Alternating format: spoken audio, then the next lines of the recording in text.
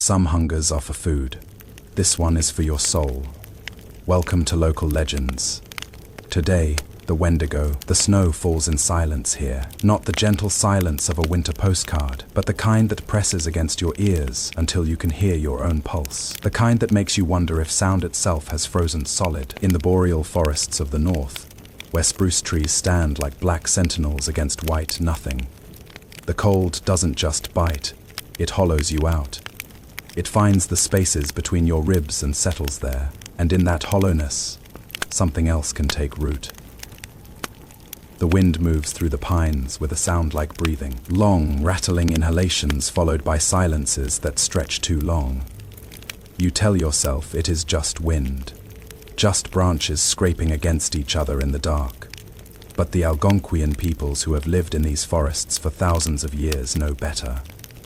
They know that some sounds aren't made by wind at all. They know that winter here isn't just a season. It is a test. And that the things that move through these woods in the deep cold aren't always what they seem. There is a particular kind of fear that comes from being hungry. Not the irritable hunger of a missed lunch, but the gnawing, desperate hunger that turns your body against itself. The kind that makes you understand on a cellular level that you are mortal, that you are meat. And in the endless winters of the northern wilderness, where game grows scarce and the snow piles higher than a man's head, that hunger becomes something more than physical. It becomes existential. It becomes a doorway. And on the other side of that doorway waits something that has been hungry for much, much longer than you. This is the domain of the Wendigo. The Cree called it Wittikau. The Ojibwe knew it as Wendigo. The Algonquian tribes of the Great Lakes region and the vast boreal forests of what would become Canada spoke of it in whispers, if they spoke of it at all. The name itself is difficult to translate directly. Some linguists trace it to words meaning the evil spirit that devours mankind, while others connect it to concepts of greed, excess, and the violation of natural order.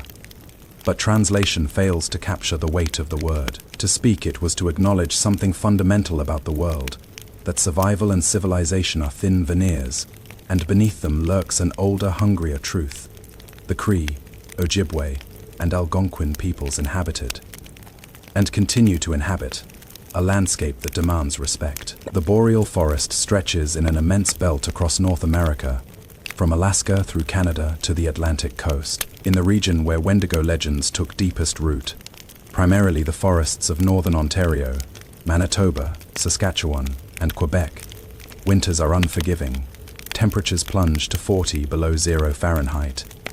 The sun rises late and sets early, leaving up to 18 hours of darkness. Lakes freeze solid enough to bear the weight of men and moose.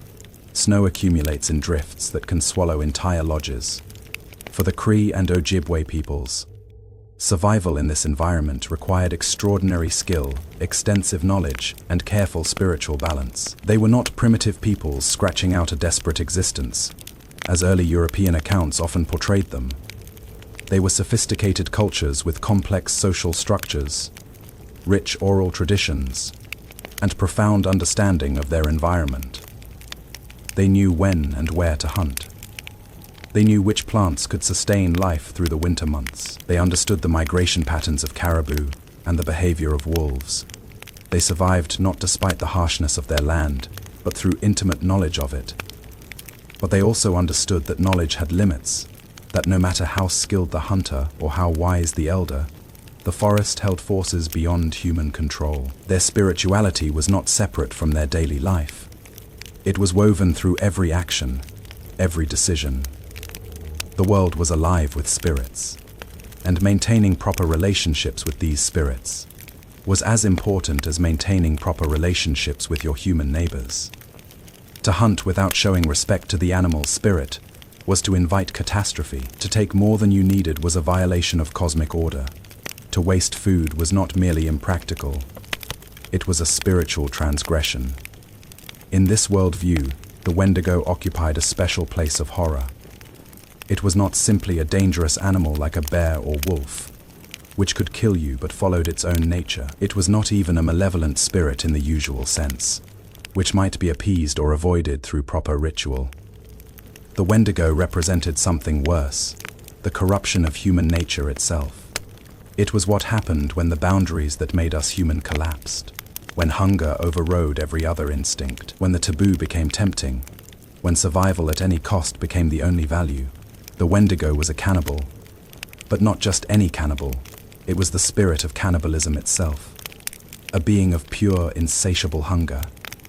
And most terrifyingly, it was made from humans, from people who had crossed a line that could not be uncrossed. The physical descriptions of the Wendigo vary across different communities and different eras of storytelling, but certain elements appear again and again with disturbing consistency. Most accounts agree on the essential paradox of the creature's appearance. It is impossibly thin, emaciated to the point of being skeletal, and yet it is also enormous, towering over the tallest human. Picture a thing that stands 10, 15, even 20 feet tall, with limbs like withered branches and skin stretched so tight over bones that you can see every joint, every ridge of the spine, every rib standing out in sharp relief. The skin itself is often described as grey or white, the colour of a corpse, sometimes with patches where the flesh has worn away entirely to reveal the bone beneath. Some traditions describe the Wendigo as having the skull of a deer or elk, with massive antlers branching from its head,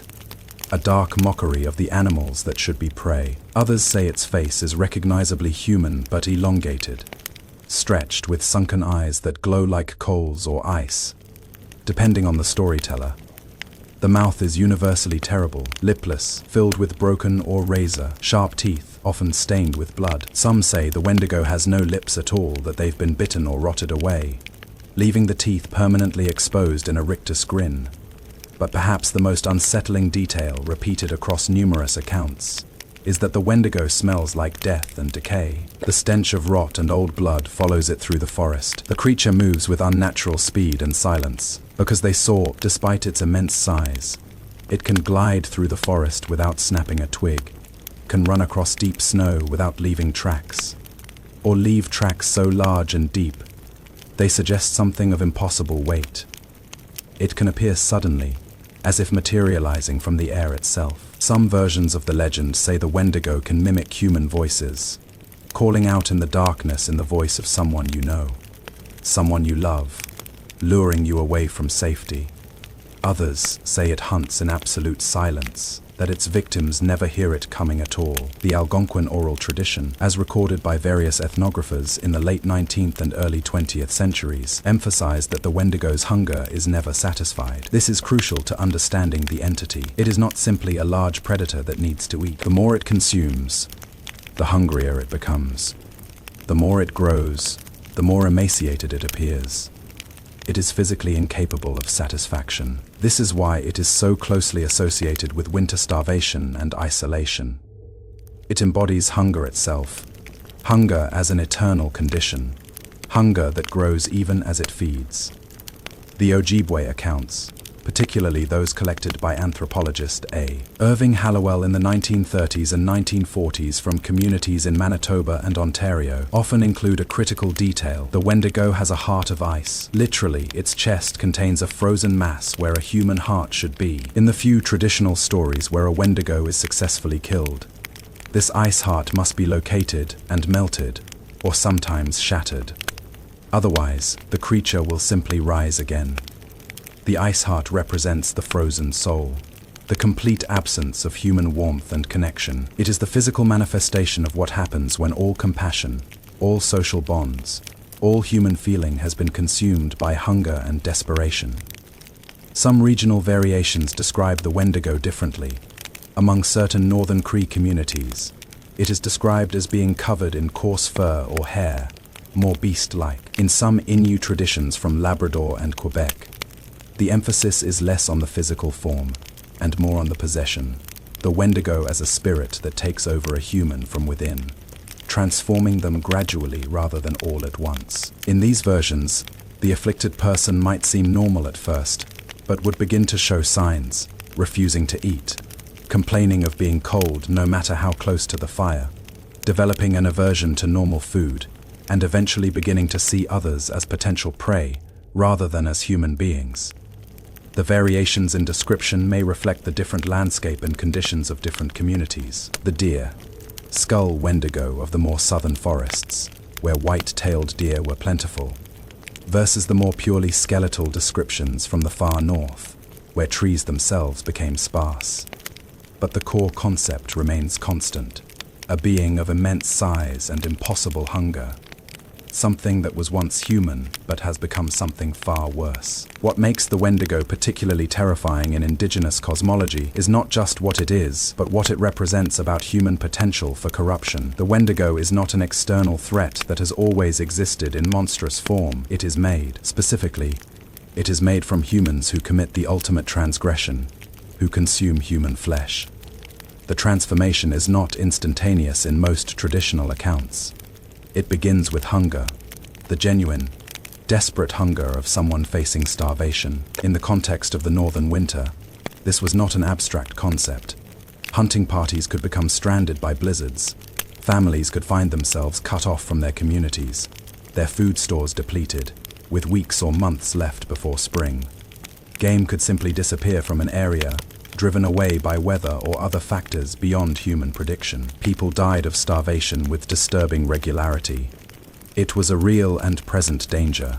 In these situations of extreme duress, the taboo against cannibalism stood as a bright line between humanity and something else. The Cree and Ojibwe had strong cultural prohibitions against eating human flesh under any circumstances. This wasn't merely about disgust or morality in an abstract sense.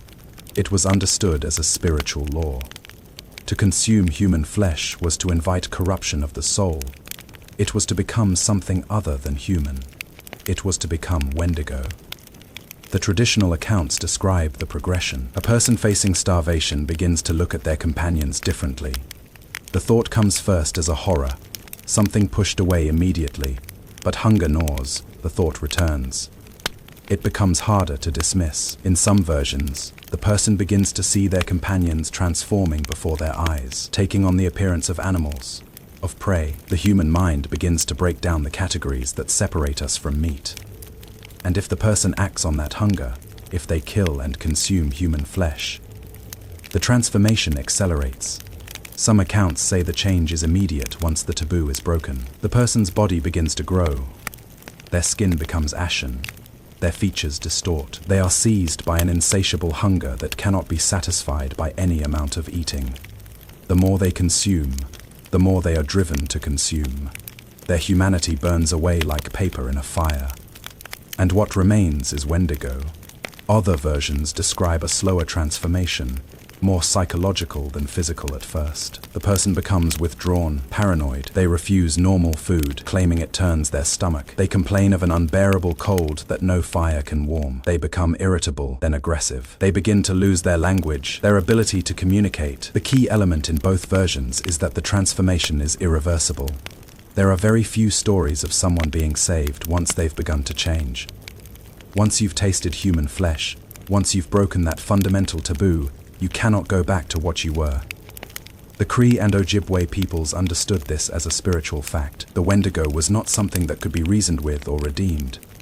It had to be killed, and killing it was seen not as murder, but as a mercy. You were killing the monster and releasing the human soul that had been trapped inside it. But here is where the legend becomes even more unsettling. You didn't necessarily have to commit cannibalism to become Wendigo. In some accounts, merely being possessed by Wendigo thoughts was enough. If a person became obsessed with the idea of eating human flesh, even if they never acted on it, they could become infected with the Wendigo spirit. The line between thought and action, between temptation and transgression, could blur in the extreme isolation and psychological pressure of a northern winter. This aspect of the legend served a social function. It created an outlet for communities to address members who were becoming dangerously unstable. If someone began exhibiting signs of what we might now recognize as psychosis, or severe depression triggered by isolation and starvation, if they became violent, irrational, a threat to others, the community could understand this through the lens of Wendigo possession. The person was not simply sick or troubled. They were becoming something else. They were turning into a threat that had to be addressed decisively. Historical records from the colonial period document cases where individuals were killed by their own communities under the belief that they were becoming Wendigos. These were not casual accusations. The decision to kill a community member was made only after considerable deliberation, after other remedies had been tried, after the person's behavior had become clearly and immediately dangerous. But from an external Western perspective, these cases often look like murders motivated by superstition. The clash between indigenous understanding of the Wendigo as a real spiritual threat and European understanding of mental illness and criminal behavior would become one of the most complex aspects of the legend's historical impact. The traditional methods for dealing with a suspected Wendigo varied. If the person was in the early stages of transformation, a medicine person or shaman might attempt healing rituals, spiritual interventions meant to drive out the Wendigo spirit before it took complete hold. These could involve fasting, drumming, singing, the use of sacred plants, and intense spiritual warfare that could last for days. But if the transformation was too far advanced, the only solution was death. Killing a Wendigo required specific methods.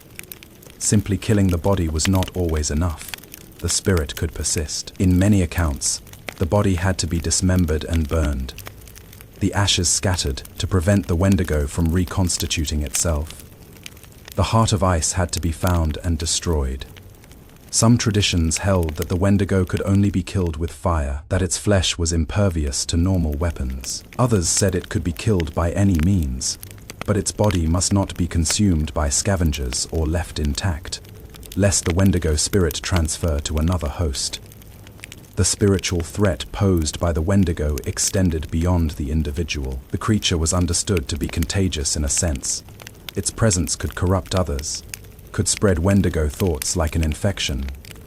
A community that harbored a Wendigo was a community in spiritual danger. This is why the response had to be swift and absolute. It wasn't just about protecting people from physical attack. It was about protecting the spiritual integrity of the community itself. The Wendigo legend also functioned as a powerful deterrent against certain behaviors, even in the absence of starvation conditions. Greed and selfishness, taking more than your share, hoarding resources while others went without, caring only for individual survival rather than community welfare. These were seen as Wendigo traits, as behaviors that could lead one down the path toward Wendigo transformation. The legend reinforced the cultural values of sharing, reciprocity, and communal responsibility that were essential for survival in a harsh environment. To become greedy, to become individualistic in a way that harmed the community, was to start becoming Wendigo. In some versions of the legend, the Wendigo actively hunts humans, stalking lone hunters or isolated families through the winter forest. It uses cunning and patience, sometimes following a person for days, waiting for the moment when they are most vulnerable. It might mimic the voice of a loved one, calling from just beyond the firelight, trying to lure. It might create illusions, making a person lose their way in familiar territory, driving them in circles until they collapse from exhaustion. The Wendigo was credited with an intelligence that made it more than just a beast. It was a hunter of humans, and it understood human psychology, human fears, human weaknesses. Other versions emphasize that the Wendigo doesn't need to hunt. It creates itself from within human hearts. The real danger is not that you might encounter a Wendigo in the woods, but that you might become one. That under the right conditions of stress and hunger and isolation, the Wendigo would emerge from inside you. This internal threat made the legend far more personally terrifying than any external monster could be. You couldn't protect yourself just by being careful in the forest. You had to be constantly vigilant about your own thoughts, your own hungers, your own potential for corruption. The presence of Wendigo legends in so many Algonquian cultures across such a wide geographic area suggests how fundamental this concept was to their worldview. These were not idle ghost stories told for entertainment. They were serious spiritual teachings about the nature of humanity, the boundaries of acceptable behavior, and the very real psychological and social dangers that could emerge in extreme conditions. The Wendigo was a way of talking about things that were genuinely terrifying: starvation, isolation, mental breakdown, the collapse of social bonds, and the potential for humans to become predators of their own kind. When European colonizers began moving into Wendigo territory in the 16th and 17th centuries, they encountered the legend and attempted to make sense of it through their own cultural and religious frameworks. The results were often deeply distorted, sometimes bizarrely creative, and occasionally insightful in ways the colonizers themselves didn't fully recognize. The earliest written account of something resembling the Wendigo appears in the writings of Jesuit missionaries working among the Algonquian peoples in what is now Quebec. Father Paul Lejeune, who worked extensively in New France during the 1630s, documented numerous aspects of indigenous culture, including their beliefs about evil spirits. In his 1636 report back to France, he described creatures that some scholars later identified as likely references to the Wendigo, though Lejeune himself doesn't use that specific term. He writes of indigenous beliefs in malevolent spirits that could possess humans and drive them to acts of violence and cannibalism. Lejeune's perspective was filtered through Catholic demonology. He interpreted the Wendigo legend as evidence that the indigenous peoples were afflicted by literal demons, Christian demons, servants of Satan. This wasn't entirely dismissive. Lejeune believed the phenomena were real, just misunderstood. To him, the indigenous peoples were correct that supernatural evil was at work, but they lacked the proper spiritual framework to combat it. They needed Christianity, baptism, and the intervention of the church to protect themselves from these demonic forces. This interpretation set a pattern that would persist for centuries. European observers tended to either rationalize Wendigo accounts as superstitious explanations for natural phenomena, madness, starvation, induced psychosis, criminal behavior, or to incorporate them into Christian cosmology as variations on familiar themes of demonic possession and spiritual warfare. Both approaches miss the specific cultural and spiritual context that gave the Wendigo its meaning within indigenous worldviews. Later commentators, particularly in the 18th and 19th centuries, took a more dismissive stance. As European Enlightenment rationalism gained influence, accounts of Wendigo encounters were often treated as evidence of indigenous savagery and superstition. The legend was used to argue that indigenous peoples were primitive, that their spiritual beliefs were childish or delusional, that they needed to be civilized and educated out of such beliefs. This perspective was deeply entwined with the colonial project itself.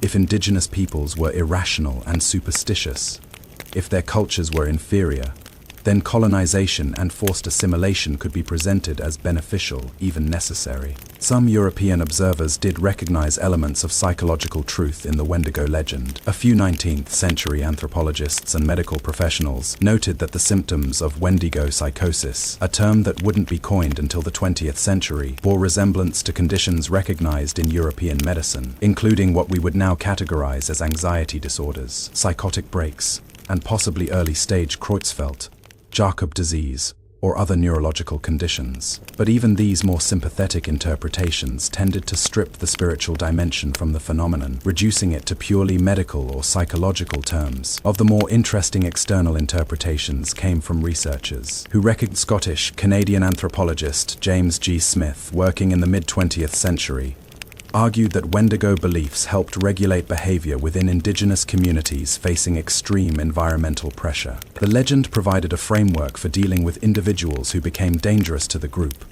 whether through violence, hoarding behavior, or mental instability.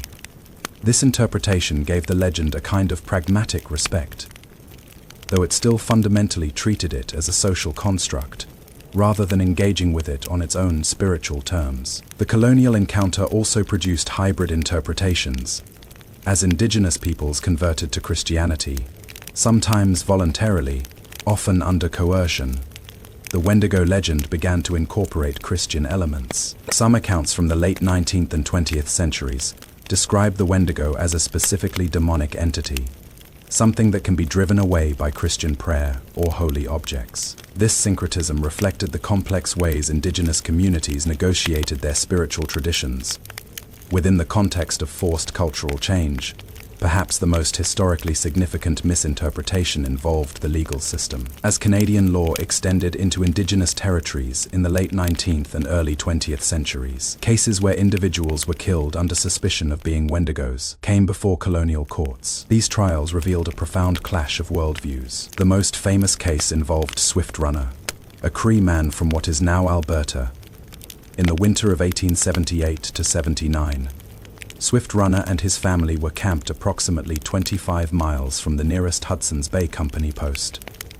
When spring came, Swift Runner arrived at the post alone. He initially claimed his family had died of starvation over the winter, but his own healthy appearance raised suspicions.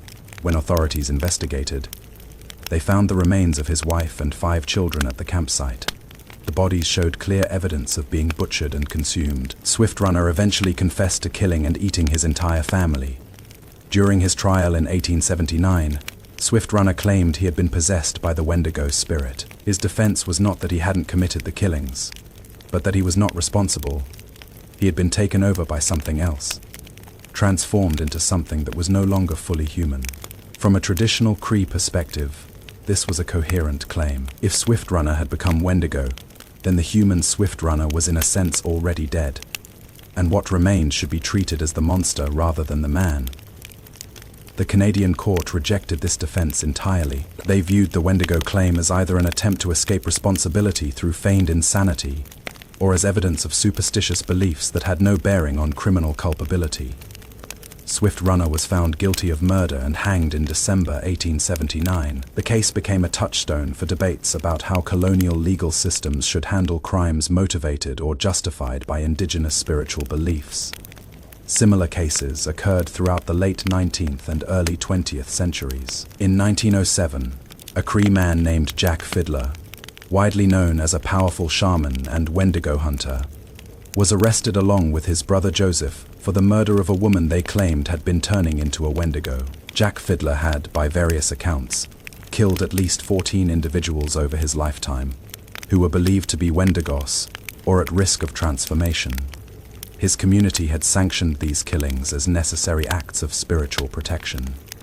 But Canadian authorities viewed him as a serial killer operating under the cover of superstition. Jack Fiddler, who was approximately 87 years old at the time of his arrest, hanged himself in prison before his trial was completed.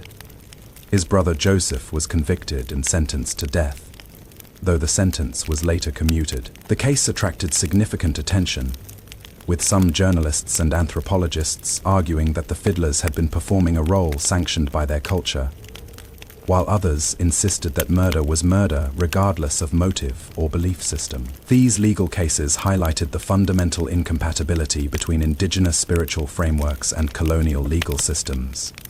The courts operated on principles of individual criminal responsibility, requiring proof of intent and capacity. The concept of spiritual transformation, of a person becoming an entity that was no longer human, and therefore no longer subject to human law, was incomprehensible within that framework. And the idea that a community might have the authority to decide that one of its members needed to be killed for the protection of all was seen as vigilante justice at best, murder at worst. Yet from the indigenous perspective, the colonial authorities were the ones failing to understand the gravity of the situation. The Wendigo was not a metaphor or a psychological condition. The failure to recognize this, the insistence on treating Wendigo cases as simple murders, put communities at risk. It also represented yet another way in which colonial systems imposed themselves on indigenous peoples, denying the validity of their spiritual beliefs and practices. Anthropologists and folklorists who studied the Wendigo legend in the early 20th century often struggled with how to interpret the accounts they collected. Some, like Irving Hallowell, approached the material with genuine respect, trying to understand the Wendigo within its cultural context. Hallowell's work in the 1930s and 1940s with Ojibwe communities in Manitoba produced some of the most detailed and culturally sensitive accounts of Wendigo beliefs. He recognized that the Wendigo served multiple functions: as a genuine spiritual belief, as a framework for understanding mental illness, as a deterrent against antisocial behavior, and as a response to the extreme psychological pressures of winter isolation. Other researchers were less careful. Some sensationalized the accounts, emphasizing the most lurid details of cannibalism and transformation while ignoring the cultural context. Others dismissed the legend entirely as primitive superstition. The legend became, for many external observers, a curiosity, an interesting example of savage beliefs, something to be catalogued and analyzed from a position of cultural superiority. What many external observers missed was the dynamic nature. The Wendigo was not a static belief frozen in pre-contact purity. It evolved and adapted as indigenous communities themselves changed. The experiences of colonization, forced relocation, residential schools, and cultural suppression all fed into how the Wendigo was understood and discussed. In some communities, the legend declined as traditional spiritual practices were suppressed and younger generations became disconnected from traditional knowledge. In others, it persisted and adapted, incorporating new elements while maintaining its core meaning. By the mid-20th century, as anthropology began to move away from its earlier colonialist assumptions, more nuanced interpretations emerged. Researchers began to recognize that the Wendigo legend couldn't be fully understood through external categories. It wasn't simply a monster story or a psychiatric condition or a social control mechanism. It was all of these things and more, woven together in ways that only made sense within the specific cultural and spiritual framework that produced it. The colonial encounter with the Wendigo thus reveals as much about European and Canadian attitudes toward indigenous peoples as it does about the legend itself. The inability or unwillingness of colonial authorities to engage with the Wendigo on its own terms reflected a broader refusal to recognize indigenous cultures as valid and sophisticated in their own right. The Wendigo became another site of cultural conflict, another place where indigenous and colonial worldviews collided with tragic consequences. While the Wendigo originates from specific indigenous cultures, the phenomenon it describes, humans driven by circumstances or corruption to become predators of their own kind, has appeared in accounts that, if not entirely credible in all their details, suggest the legend had some grounding in actual historical events and behaviors. The documented cases of Wendigo encounters and Wendigo-related killings present a complex historical record. We must approach these accounts carefully, distinguishing between what is verifiable historical fact, what reflects genuine cultural beliefs and practices, and what may be embellishment or misinterpretation by outside observers. Nevertheless, certain cases stand out as particularly well documented and significant. The winter of 1661 near Fort St. Louis in New France provides one of the earliest documented accounts involving what may have been interpreted as Wendigo behavior. According to records kept by Jesuit missionaries, a hunting party of Algonquian men became stranded by blizzards, approximately 30 miles from the fort. When a rescue party reached their camp in early spring, they found evidence that cannibalism had occurred. One survivor, who seemed to have suffered a complete mental breakdown, claimed that a great hunger had overcome the camp, that men had begun to see each other as food rather than companions. The man was described as emaciated, despite apparent access to the remains of his companions, and he seemed unable to recognize the rescuers as human, trying to attack them. He died shortly afterward, and the missionaries recorded the incident as an example of demonic possession. While the Jesuit account doesn't use the term Wendigo, scholars have identified this as a likely case of what the Algonquin would have recognized as Wendigo transformation. The Swift Runner case of 1878-79 mentioned earlier represents the most thoroughly documented historical case, involving explicit claims of Wendigo possession. The details are preserved in Canadian legal records, Hudson's Bay Company correspondence, and contemporary newspaper accounts. Swift Runner's family had sufficient access to food reserves. They were only 25 miles from a trading post, and the winter, while harsh, was not exceptional. Yet Swift Runner killed and consumed his family, including children as young as 2 years old. During his interrogation, he described being overcome by an insatiable hunger, seeing his family members transform into animals, feeling himself grow larger and colder. He claimed he could not stop himself, that he was no longer Swift Runner, but something else. Medical examiners who evaluated Swift Runner found no evidence of starvation. He appeared well nourished. This detail is actually consistent with traditional Wendigo accounts.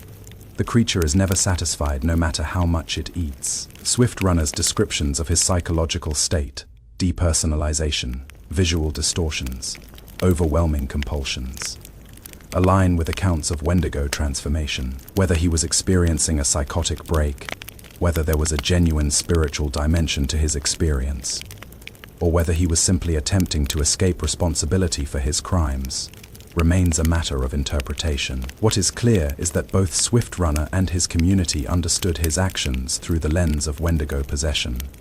The Jack Fiddler case of 1907 to 1908 provides documentation of the indigenous response to suspected Wendigos. Jack Fiddler, also known as Jowuno, Gijigo, Gaubo, was recognized as a powerful medicine man among the Cree people in the Sucker Lake region of northern Ontario. His reputation as a Wendigo hunter was well established long before his arrest. He claimed to have killed 14 individuals over his lifetime, who were either Wendigos or in the process of transformation. The specific case that led to his arrest involved a woman named Wasakapikwe, the daughter-in-law of his brother Joseph. According to Jack Fiddler's account, Wasakapikwe began exhibiting classic signs of Wendigo transformation in the fall of 1906. She refused to eat normal food, claiming it tasted like rotting flesh. She complained of unbearable cold and could not be warmed. She became increasingly violent and agitated, attacking family members. She began making statements suggesting she wanted to consume human flesh. Jack Fiddler and his brother, in consultation with family members and other community elders, decided that Wasakapikwe was transforming into a Wendigo, and that she needed to be killed before the transformation completed. They strangled her in what they understood as an act of mercy and community protection. From their perspective, the human Wasakapikwe was already gone, and they were destroying the monster she was becoming. When Canadian authorities learned of the killing in 1907, they arrested both brothers and charged them with murder. The case attracted significant media attention. Some newspapers portrayed the Fiddlers as savage, superstitious murderers. Others took a more anthropological view, noting that the men had been operating according to the beliefs and practices of their culture. The defense attempted to argue that the killing should be understood in cultural context, but the judge rejected this approach. Jack Fiddler never faced trial. On the 30th of September 1907, he hanged himself in his jail cell using a sash. He was approximately 87 years old. His brother Joseph was convicted and initially sentenced to death, but public pressure and arguments about cultural context led to the sentence being commuted to life imprisonment. Joseph was released in 1909 and died shortly thereafter. The Fiddler case is important because it is so well documented from multiple perspectives. We have police reports, court transcripts, newspaper accounts, and later interviews with community members. From a Cree perspective, Jack Fiddler had performed an essential service for decades, protecting communities from a real spiritual threat. From a Canadian legal perspective, he was a serial killer who had murdered 14 people under the cover of superstitious belief. Another documented case occurred in 1896 near the Barons River in Manitoba. A Saulteaux Ojibwe man named Flying Cloud reported to a Hudson's Bay Company trader that his brother, Red Thunder, had become a Wendigo. According to Flying Cloud, Red Thunder had become obsessed with the idea of eating human flesh during a particularly harsh winter. He stopped eating normal food, began talking to himself, and started stalking his own family members, watching them with a predatory intensity.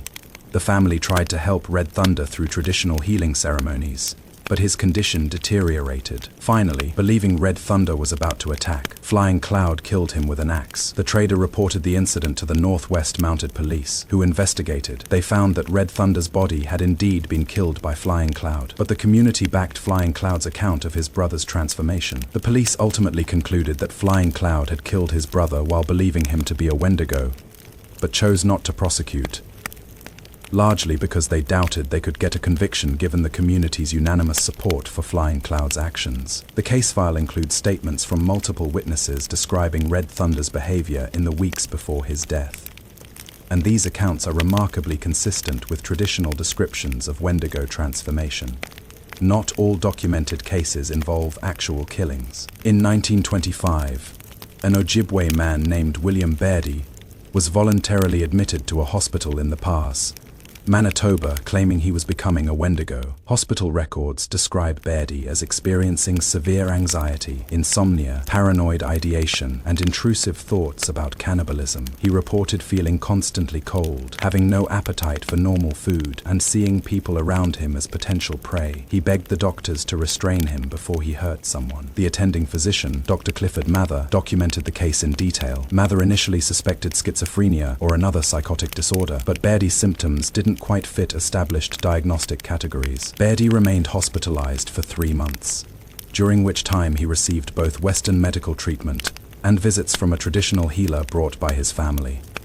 His symptoms gradually resolved, and he was released. Mather's case notes, preserved in hospital archives, represent one of the few instances where Western medicine directly engaged with Wendigo beliefs in a clinical setting. A particularly intriguing case from 1930 involves a Royal Canadian Mounted Police investigation into a report of a Wendigo near Churchill, Manitoba.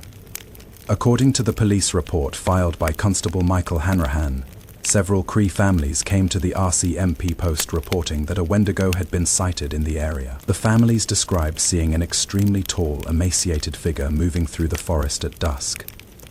They reported an overwhelming stench of decay. Animal remains found torn apart and partially eaten in ways inconsistent with known predators, and strange vocalizations, described as sounding almost human but not quite right. Hanrahan organized a search party, partly to look for the reported creature and partly to reassure the local community. The search party found large, unusual tracks in the snow, tracks that Hanrahan described as roughly humanoid, but of enormous size, sunk deep as if from great weight. They also found several sites where animals had been killed and partially consumed, with the remains scattered in ways Hanrahan noted seemed more like vandalism than predation. The search continued for 3 days, but no creature was found. Hanrahan's report, preserved in RCMP archives, is notable for its matter-of-fact tone. He doesn't endorse the Wendigo explanation, but he also doesn't dismiss the witnesses as merely superstitious. He treats it as a genuine mystery requiring investigation. The academic community began systematically documenting Wendigo cases in the early 20th century. In 1911, anthropologist William Jones published accounts collected from Ojibwe informants in Ontario, including several stories of Wendigo encounters. One account, from a man named Marningan, described an encounter his grandfather had in the 1840s. The grandfather had been hunting alone when he became aware of being followed. He saw no tracks but smelled death on the wind. He heard his own name called in his wife's voice, but knew his wife was days away at the main camp. He fled, not looking back, and barely made it to safety. When other hunters went to investigate, they found the site where Marningan's grandfather had been camped. The area was trampled, trees were broken, and the smell was overwhelming. They found tracks that Marningan described as being like a man's but 3 times as long and deep enough to hide a fox. Cultural anthropologist A. Irving Hallowell collected numerous Wendigo accounts during his fieldwork in the 1930s and 1940s. One of his informants, an Ojibwe elder named Thomas Rat, described a case from his youth in the 1890s. A man in the community named Stone Bull had become withdrawn and strange during a hard winter. He stopped participating in communal activities, refused to eat with others, and spent his time alone in his lodge. His wife reported that he watched their children with an unsettling intensity. The community consulted a medicine woman, who determined that Stone Bull was in the early stages of Wendigo transformation. They attempted healing ceremonies, but Stone Bull's condition worsened. He attacked his brother with a knife, apparently trying to kill him for food. The community made the decision to execute Stone Bull. According to Rat, Stone Bull accepted this decision without protest, as if he knew it was necessary. What makes these documented cases significant is not necessarily proof that the Wendigo exists as a physical entity. That question lies outside the scope of historical documentation. Rather, they demonstrate that Wendigo beliefs shaped real behaviors and had real consequences. People genuinely believed they were encountering Wendigos or transforming into Wendigos. Communities made life and death decisions based on these beliefs. Colonial authorities had to grapple with the legal and moral implications of these beliefs. The Wendigo was not merely a story told around the fire. It was a lived reality within the cultural framework of the Cree, Ojibwe, and other Algonquian peoples. The medical and psychiatric community has also left its documentation. In 1960, psychiatrist Jasia Taika published a paper titled Wendigo Psychosis, in which he analyzed historical accounts of Wendigo cases through a psychiatric lens. Taika reviewed approximately 70 reported cases and concluded that what indigenous communities described as Wendigo transformation bore resemblance to a cluster of symptoms, including depression, anxiety, paranoia, and in some cases frank psychosis. He proposed that Wendigo psychosis represented a culture-bound syndrome, a pattern of symptoms that appears in a specific cultural context and is shaped by that culture's beliefs and expectations. Tyker's work sparked considerable debate. Some researchers agreed that Wendigo cases could be explained as psychiatric conditions expressed through cultural metaphors. Others argued that reducing the phenomenon to Western psychiatric categories was itself a form of cultural imperialism, stripping the spiritual dimension from indigenous beliefs. Still, others questioned whether Wendigo psychosis was really a distinct syndrome or simply a collection of disparate conditions interpreted through a common cultural lens. Regardless of the psychiatric interpretation, the historical record is clear. Wendigo beliefs had powerful effects. People behaved in specific ways because of these beliefs. Communities made decisions based on them. Legal systems had to contend with them. The documentation of these cases, from missionary reports to court transcripts to anthropological field notes, provides a rich historical archive demonstrating how the Wendigo legend intersected with real human lives and real historical events. One pattern that emerges from the documented cases is that Wendigo accusations typically occurred during periods of extreme stress. Harsh winters, food scarcity, social disruption. The cases cluster in the late 19th and early 20th centuries, a period when indigenous communities were experiencing massive disruption from colonization, forced relocation, epidemic disease, and cultural suppression. Some researchers have suggested that the frequency of Wendigo cases during this period reflects not just the documentation bias of increasing European presence, but a genuine increase in psychological and social crisis within indigenous communities facing existential threats to their way of life. The documented cases also reveal that Wendigo beliefs served as a framework for community decision making in situations of genuine danger. When someone became violently unstable, when someone threatened the survival of the group, when someone's behavior became incomprehensible and terrifying, the Wendigo framework provided a way to understand what was happening and to justify the difficult decisions that survival sometimes required. Whether or not supernatural forces were involved, the social and psychological phenomena were real. The transformation of the Wendigo from an indigenous spiritual entity to a pop culture monster represents one of the most striking examples of how folklore evolves, and often deteriorates, as it moves from its original cultural context into mass entertainment. The journey of the Wendigo through books, films, television, and games reveals both the enduring power of the core concept and the often troubling ways it has been simplified, distorted, and stripped of its original meaning. The Wendigo first entered popular literature through the weird fiction movement of the early 20th century. The most influential early literary treatment came from Algernon Blackwood, an English author who had traveled through Canada and developed a fascination with wilderness horror. His 1910 story, The Wendigo, introduced the creature to a broad English reading audience. Blackwood's version maintained some connection to the indigenous original. His Wendigo is a spirit of the northern wilderness, associated with cold and hunger, with the power to drive men mad. However, Blackwood's creature is more ambiguous than the traditional Wendigo, more atmospheric force than concrete monster. In his story, the Wendigo is barely seen. It is felt, sensed, manifested through changes in its victims, rather than through direct appearance. Blackwood's approach set a pattern for early literary treatments. The Wendigo as a symbol of wilderness horror, as the embodiment of what happens when humans venture too far from civilization into primal territory.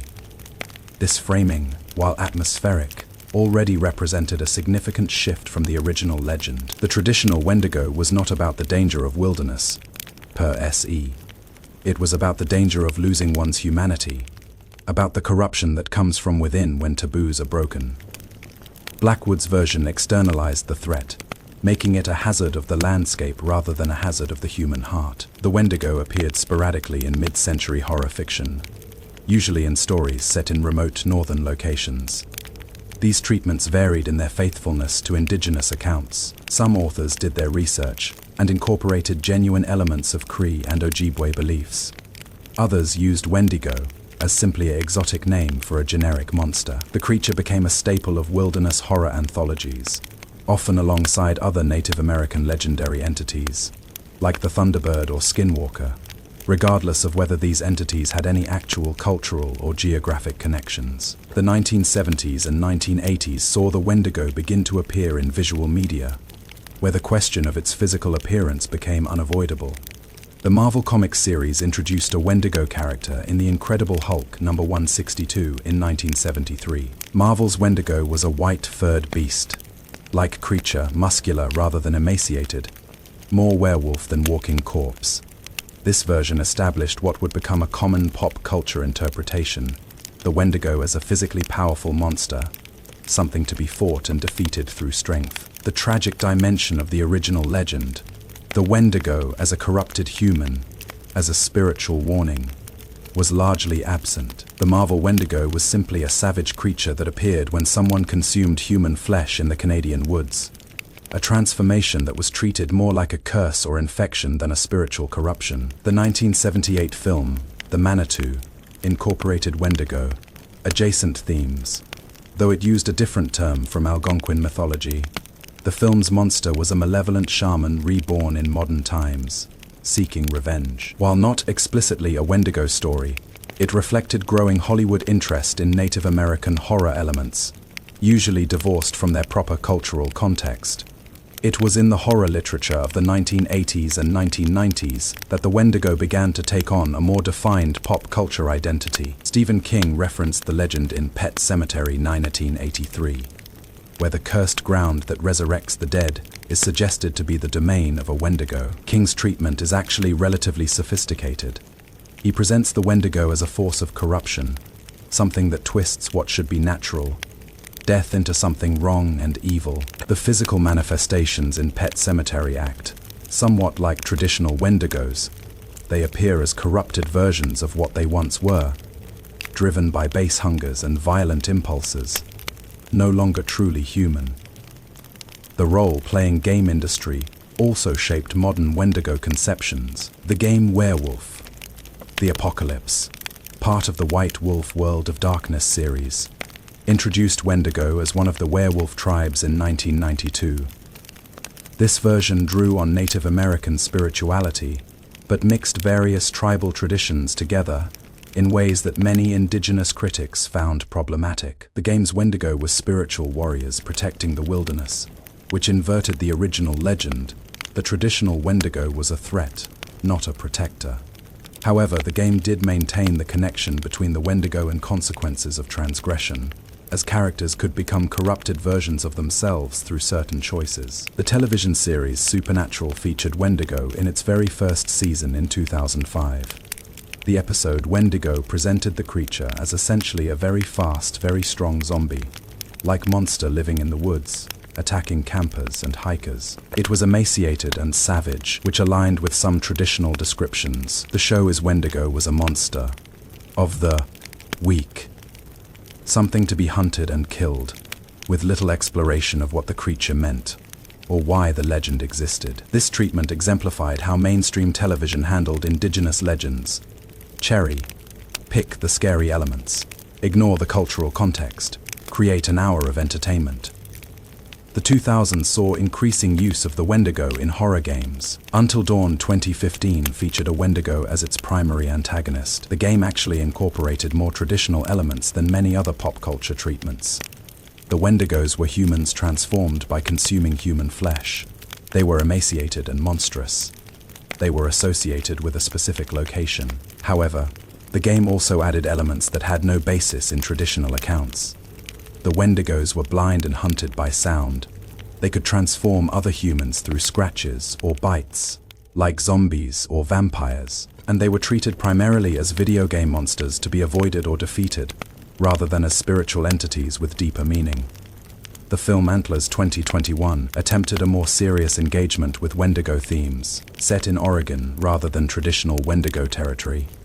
The film used the creature as a metaphor for poverty, addiction, and abuse. The Wendigo in this version was explicitly connected to mining, environmental destruction, and desperation, while the film took liberties with the legend, moving it geographically, changing some details of the transformation.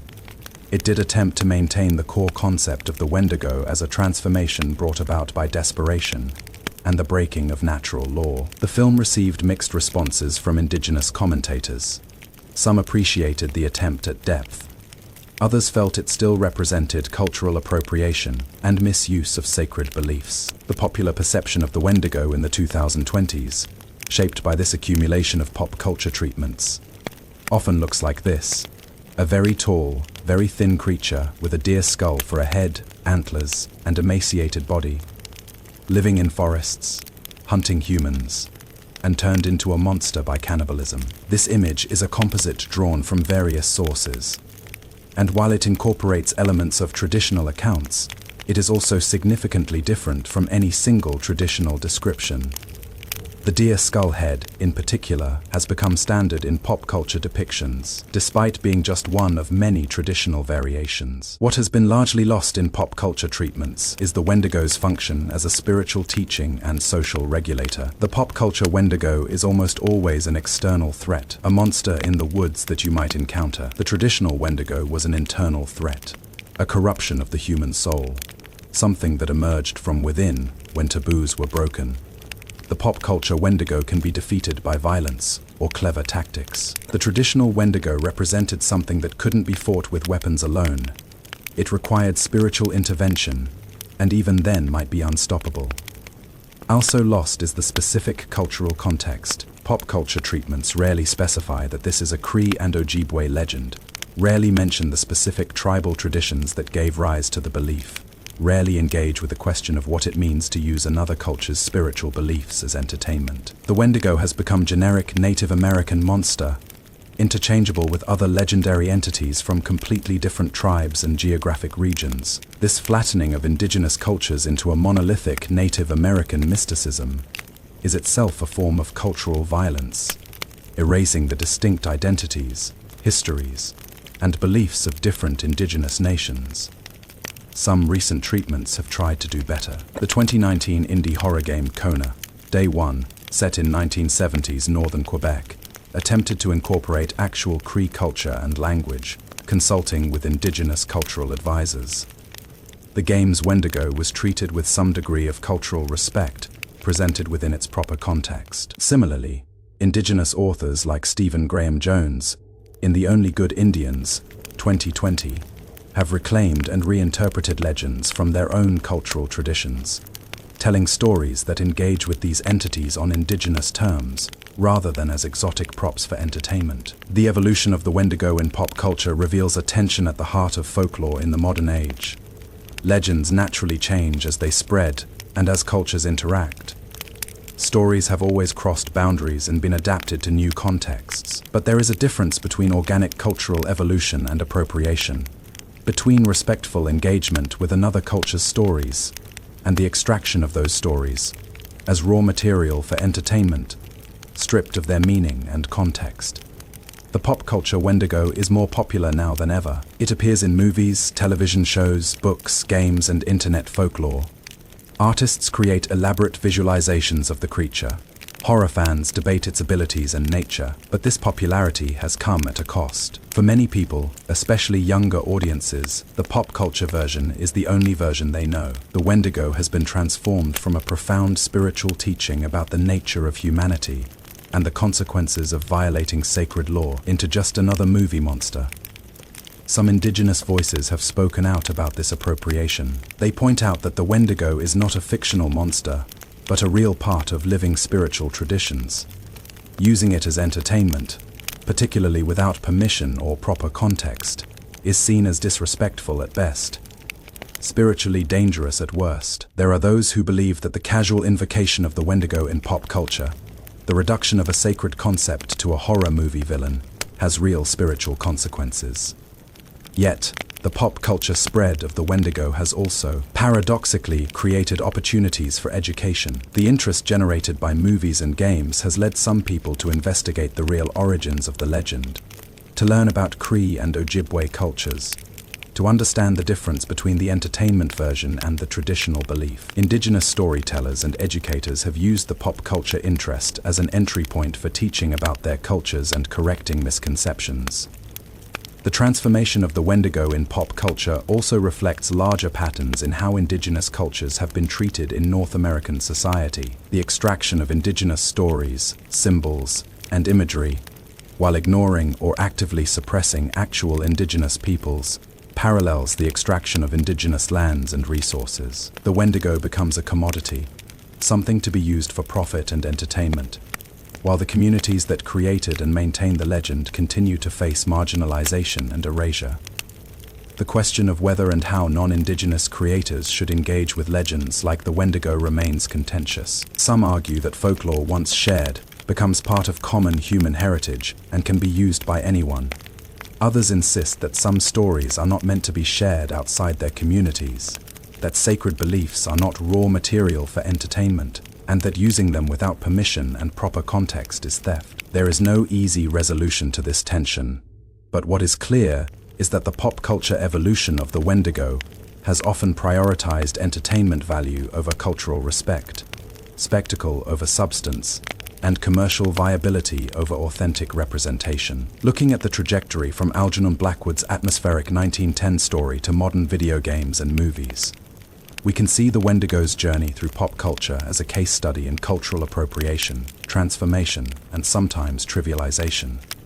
The creature has gained widespread recognition but lost much of its meaning. It has become more visible but less understood. And in that transformation, something valuable has been lost. The specific cultural, spiritual, and moral dimensions that made the Wendigo more than just a monster, that made it a profound statement about human nature and the consequences of our choices. The Wendigo began as a warning. In its pop culture form, it has often become simply a thrill. Whether future treatments will restore some of the depth and cultural grounding of the original legend, or whether the pop culture Wendigo will continue to diverge further from its roots, remains to be seen. But the distance between the traditional Wendigo and its modern incarnations serves as a reminder of how easily meaning can be lost in translation, how quickly the profound can become merely sensational, and how important it is to remember and respect the origins of the stories we tell. In 1878, a Cree man named Swift Runner consumed his own family rather than face starvation, even though help was just 25 miles away. He claimed he was no longer himself, that something else had taken over. More than a century later, we tell stories about the Wendigo in movies and games, but we've largely forgotten what the story was really about. It wasn't about a monster in the woods. It was about hunger of a different kind. The Wendigo legend, at its deepest level, is about insatiability, about hunger that cannot be satisfied because it is not really about food at all. The creature grows larger the more it eats, but it only becomes more emaciated, more desperate, more consumed by need. This is not biological hunger. This is the hunger of addiction, of obsession, of greed, of any appetite that grows as you feed it, that transforms satisfaction into craving, that makes every consumption simply a prelude to the next. In traditional Cree and Ojibwe societies, this made immediate sense. Our cultures built on principality and balance. You took what you needed from the land in an environment where survival depended on cooperation, where the failure of the hunt could mean everyone starving. Selfishness wasn't just morally wrong, it was existentially threatening. The Wendigo embodied what happened when someone violated this principle, when someone put their individual survival or satisfaction above the community, when someone became willing to take everything, even at the cost of others' lives. The cannibal consumed their own people, literally and figuratively. They destroyed the community that sustained them, ate the social bonds that made survival possible, and in doing so destroyed themselves as well. The Wendigo was always hungry because it had consumed the very thing that could have satisfied it: connection, community, humanity itself. This teaching remains relevant, perhaps more relevant than ever. We live in an age defined by insatiable hungers. The hunger for wealth that no amount of money can satisfy, corporate entities that must grow every quarter or be deemed failures, that consume resources and lives and entire ecosystems in pursuit of growth that can never be enough. The hunger for attention in an age of social media, where every like and share and view feeds an appetite that only grows more demanding. The hunger for power, for control, for the hunger that says more, and never asks what happens when there is nothing left to consume. Consider the literal resonance we are, collectively consuming our own future. Climate change is driven by an appetite for energy, for consumption, for convenience that we cannot seem to curb even as we watch the consequences unfold. We are eating our children's inheritance, consuming the stability of the systems that sustain us, and finding ourselves only hungrier. The ice caps melt. Remember the Wendigo's heart of ice. The temperatures rise even as we shiver in our spiritual isolation. We grow more connected by technology and more alone in reality. We have more and feel we have less. The Wendigo was created from isolation as much as hunger, from the breakdown of social bonds, from the moment when another human stops being a person and becomes a resource. This too echoes in our moment. The erosion of community in favor of individualism, the replacement of mutual obligation with transactions, the transformation of everything: education, healthcare, relationships, identity itself, into commodities to be bought and sold.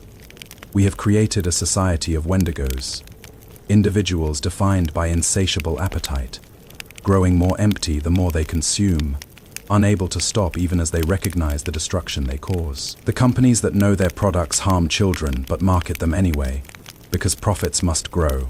The systems that house people on streets or price insulin beyond reach, because the market demands it.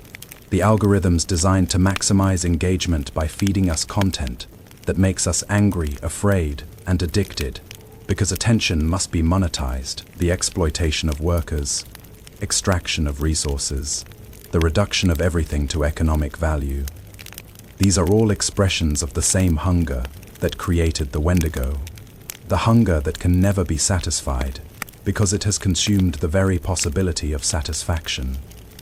There is a psychological dimension as well. The Wendigo represented the horror of losing yourself, of becoming something you never intended to be, of having your humanity eroded by circumstance and choice until what remains is unrecognizable. How many people feel this way in the modern world, shaped by economic pressures, by survival imperatives, by the demands of a system that seems to require you to compromise your values, suppress your compassion, do what you know is wrong simply to stay afloat?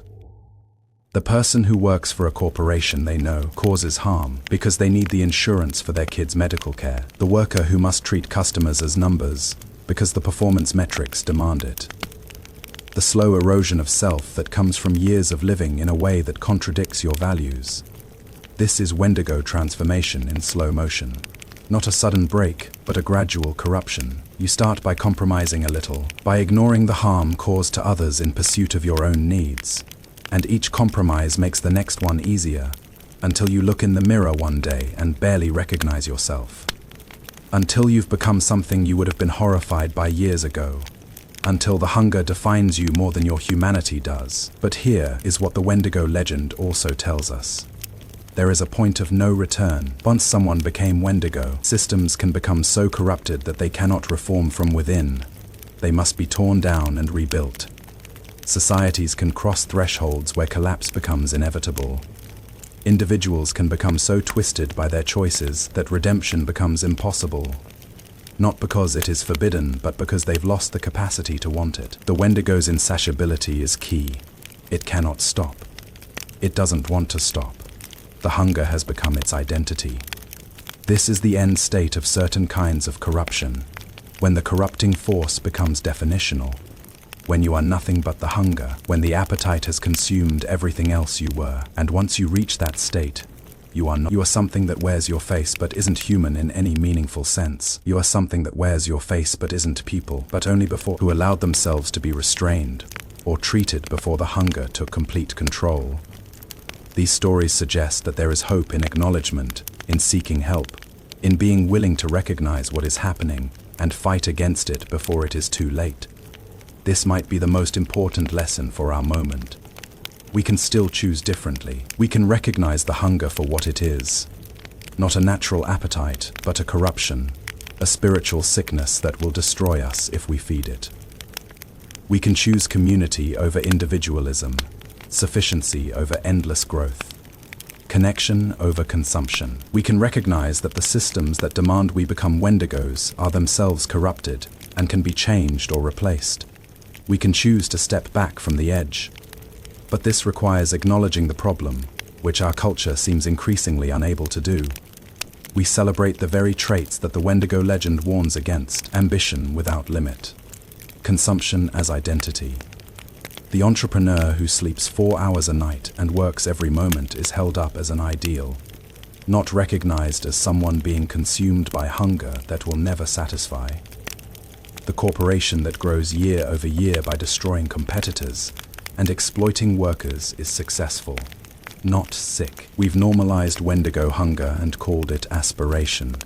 The Wendigo was alone, isolated, cut off from community.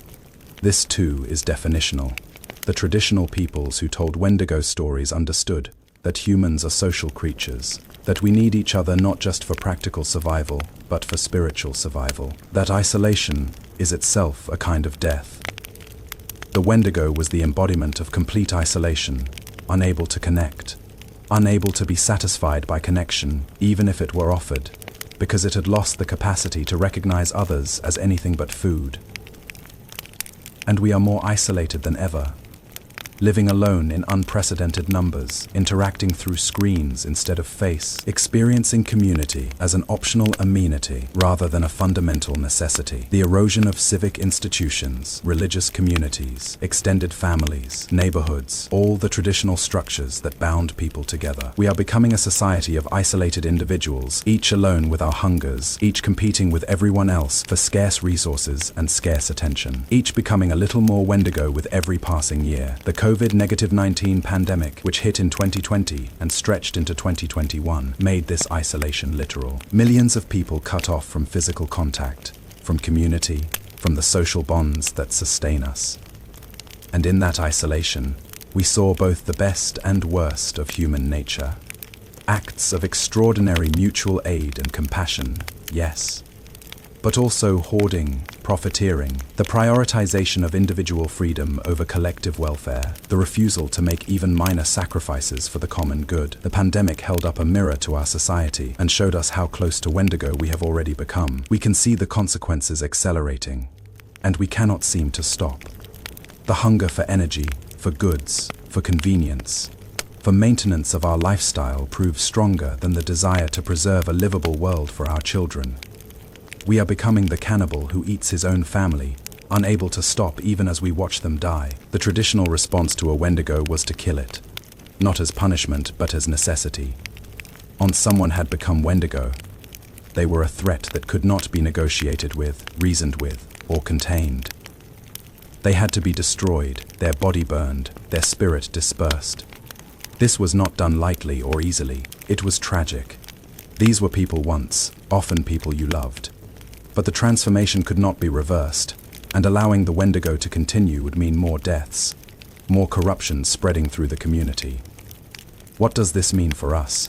We cannot literally kill the systems that embody Wendigo hunger, but we can work to dismantle them. We can build alternatives. We can create communities based on different values we can choose, individually and collectively, to step away from the Wendigo path.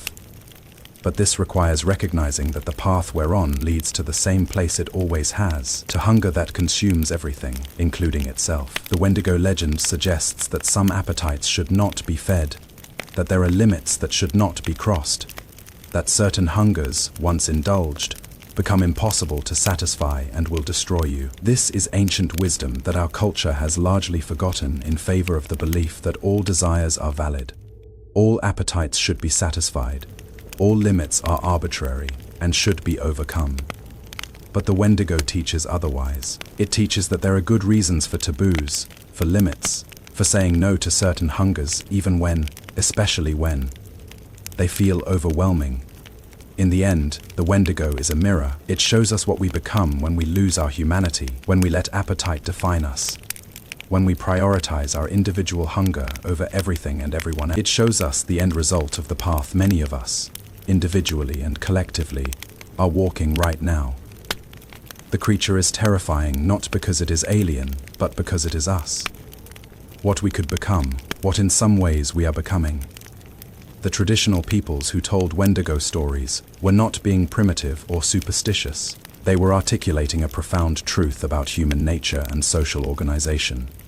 They were creating a teaching tool, a warning, a way to talk about dangers that are very real even if they're not always physical.